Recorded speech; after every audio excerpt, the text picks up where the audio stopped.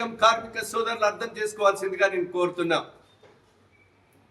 అదేవిధంగా సిఎస్ఆర్ నిధులు, డిఎంఎఫ్టి నిధులు మాకు కావాలని మేము కొట్లాడుతున్నాం.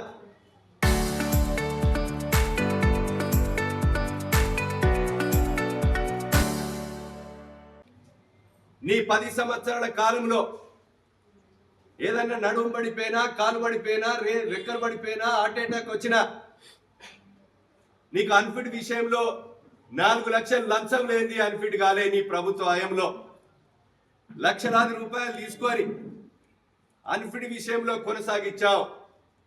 మేము ఒక్కటే చెప్పాం ముఖ్యమంత్రి గారికి, ఈ అన్ఫిట్ విషయంలో అవినీతి లేకుండా జరపాలని కొంత జాప్యం జరిగిన మాట వాస్తవం.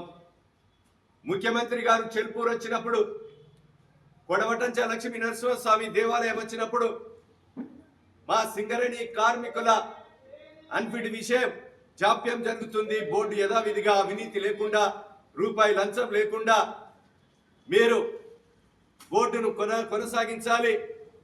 అదేవిధంగా పేరు మార్పిడి విషయంలో యథాతథిగా మీరు అదేవిధంగా ఒక టెక్నికల్, ఒక మేధావుల కమిటీతో చర్చించి దానికి మార్పు లేకుండా కొనసాగాలి. స్వంతింటి కల నెరవేరాలి, కార్మికుల హక్కులను కాపాడాలి అని చెప్పి వేదిక మీద ముఖ్యమంత్రితో బహిరంగంగా అనౌన్స్ చేయించాం. మున్సిపల్ ఎన్నికల ముందే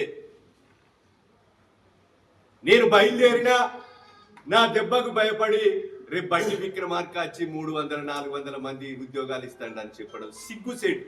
ఈరోజు మంచిర్యాలకు మా బట్టి వస్తున్నాడు. మొన్ననే సెక్రటరియట్ లో ముఖ్యమంత్రి గారికి చెప్పి బట్టి విక్రమార్కతో సిఎండి సింగరేణి కొత్తగూడెం మేధావులతో మీటింగ్ పెట్టించి కోల్బెల్ట్ ఎమ్మెల్యేస్ తోని పార్టీలకు అతీతంగా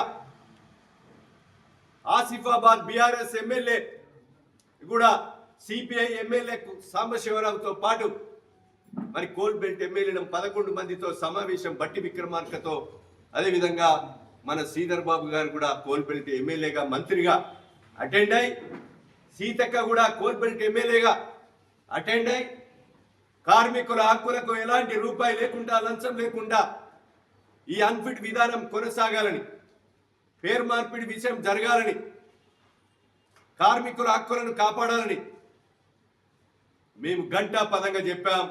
ఆ రోజు చెప్పడం ఏదైతే 350 మంది అన్ఫిట్ అయి నియామక పత్రాలు జాప్యం జరుగుతున్నాయో ఇవి ఇయ్యాలని కొట్లాడినాం. అది వాళ్ళు ఇస్తున్నాం.